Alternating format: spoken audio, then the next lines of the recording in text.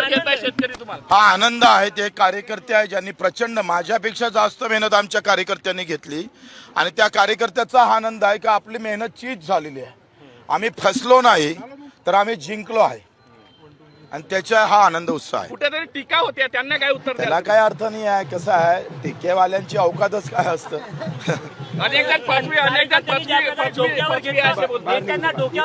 ते आता त्या सवय लागलेली आहे. सवय लागलेली. हा, वाईट शोध. नेत्यांना डोक्यावर घेण्याची खूप कमी वेळ आम्हाला पाहायला मिळाली. या निमित्ताने हे आंदोलनाचं यश आहे. या आंदोलनाचंच यश आहे. आमचं आंदोलन संपलेलं नाही. आम्ही बारीक नजर ठेवू.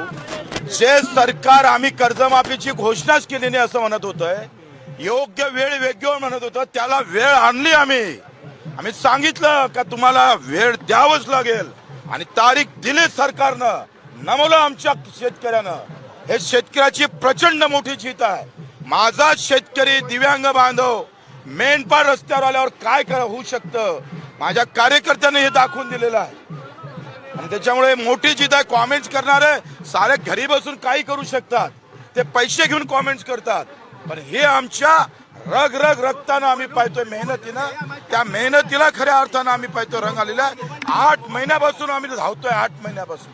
30 जूनला कर्जमाफी झाल्यानंतर तुम्ही कोणाला खांद्यावर घ्या आणि डोक्यावर घ्या? ते पाहू आता वेळेवर. पुढे पुढे पुढे तारीख मांडली नाही तर याच पद्धतीने तुम्ही राहा. तारखेपर्यंत आमची नजर सरकारवर राहील. कुठला शेतकरी घेतला जातं, कोणता घेतला जात नाही, कशा पद्धतीची कर्जमाफी होणार आहे, या सगळ्या गोष्टीवर आमची नजर आहे. पॉली हाऊसवाला, इतर सगळे कर्जदार आहे. गरीब शेतकरी सुटणार नाही. सुटला तर आम्ही सोडणार नाही. निकष नसेल, न्याय देणारे असेल पाहिजे. न्याय देणारे निकष नसले तर पुन्हा आम्ही पाहतोय रणकंदान करून टाकू आम्ही.